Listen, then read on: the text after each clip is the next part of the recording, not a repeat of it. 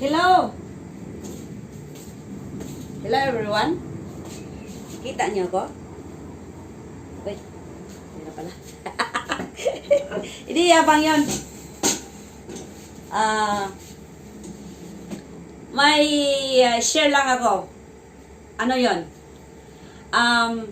Matagal na akong nakikinig ng mga nakikinig sa mga vlog. Ano man tama? Vlog o vlog? Which is which?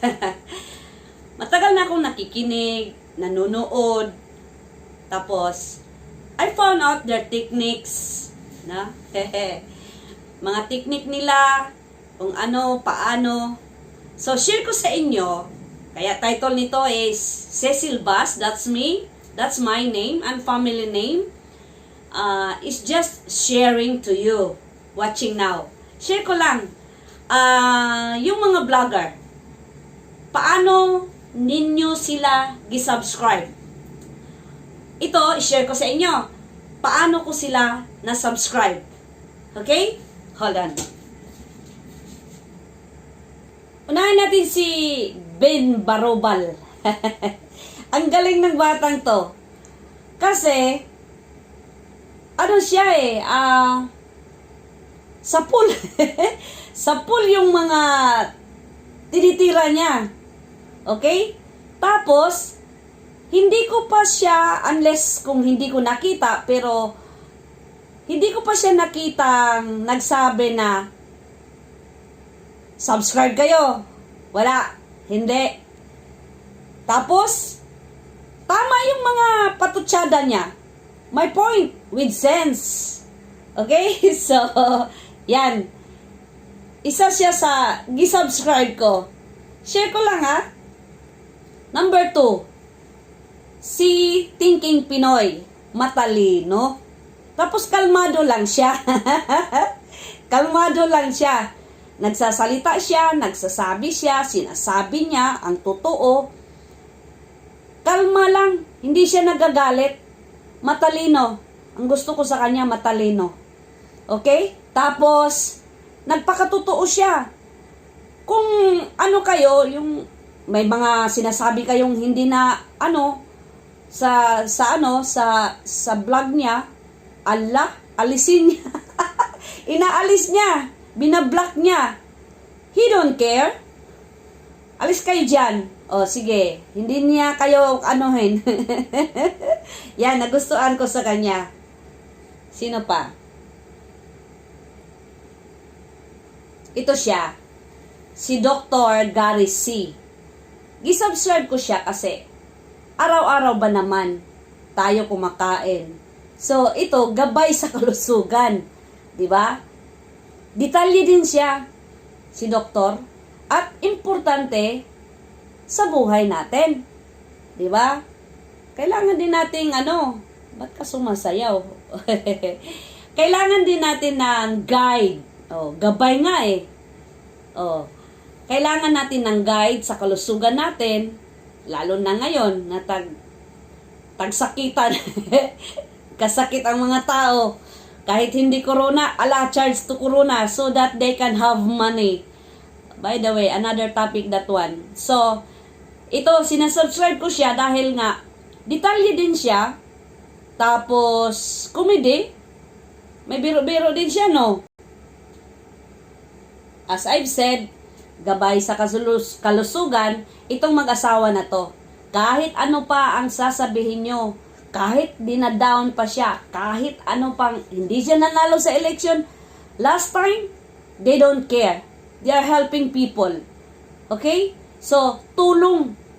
Tulong ang sa kanila. Gabay nga sila sa kalusugan Anong sakit, anong dinaramdam mo ngayon? O, i-research mo dyan. May diabetes, may appendicitis, everything. Sakit sa mata, sakit sa lahat. Inaano yan ni Doc Willie Ong. Itong batang to, bata pa siya, pero marunong na. Ha?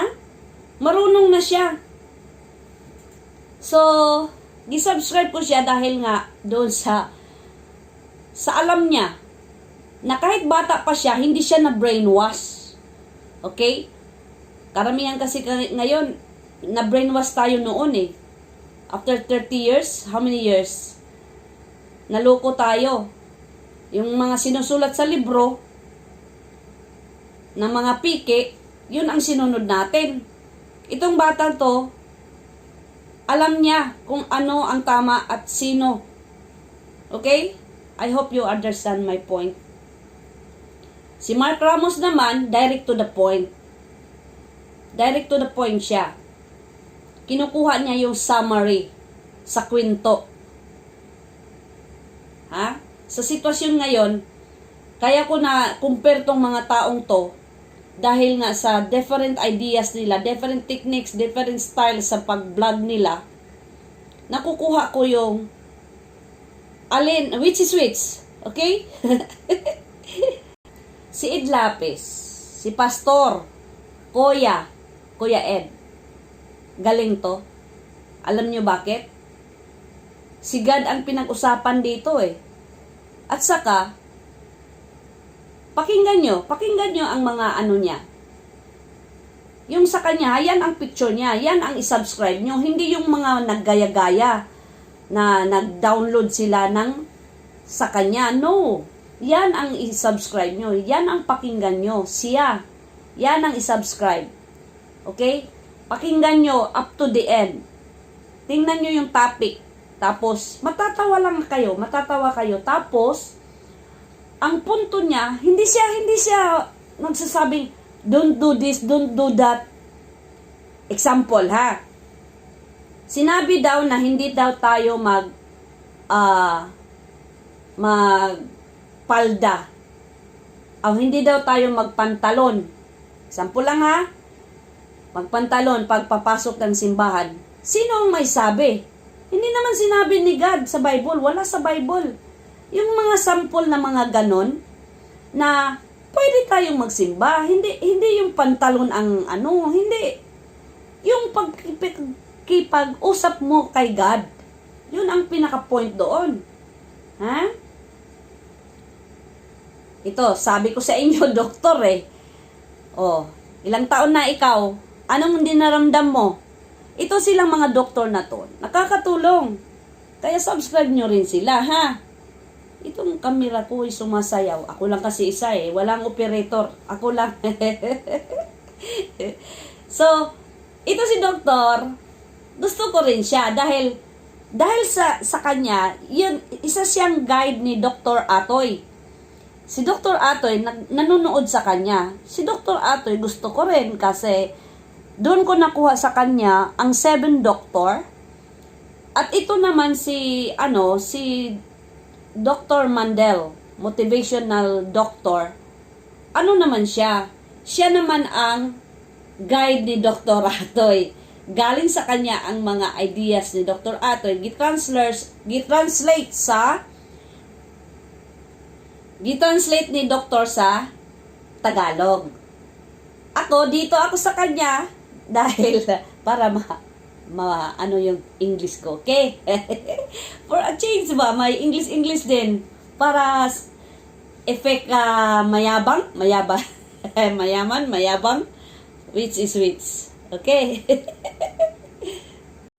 Well, nag-subscribe ako nito kasi music eh. I like music. Okay? So, share ko lang, hindi ko sinabing subscribe kayo dyan. Oo, sasabihin ko sa inyong mag-subscribe kayo sa mga pinapakita ko. Yung bang mga na may mga with sense, bakit ko subscribe to siya? Dahil yung mga bagong kanta, dito ko nakuha yung Makabugera. yun eh. Gusto ko yung mga ganon na mga latest. Ito naman English. Sabi ko sa inyo, gusto kong matutong mag-English eh. So, ang ginawa ko, gisubscribe ko to siya. At the same time, this guy, English yun ha, this guy is showing only 5 minutes. Hindi mataas yung video niya. Ha? Hindi nakakasawa. Okay? So, yan ang mga gisubscribe ko. Just sharing to you. Kaya kung sila gisubscribe, may iba-ibang rason. Okay? So, subscribe nyo rin sila. Gishare ko na sa inyo bakit ko na-subscribe.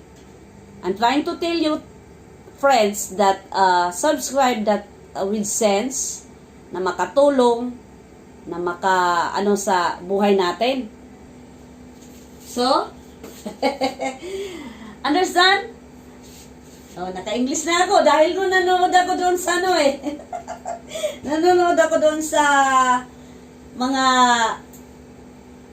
naka-English speaking. May dalawa ako doon, no? Subscribe nyo lahat yun. Ha? Tapos,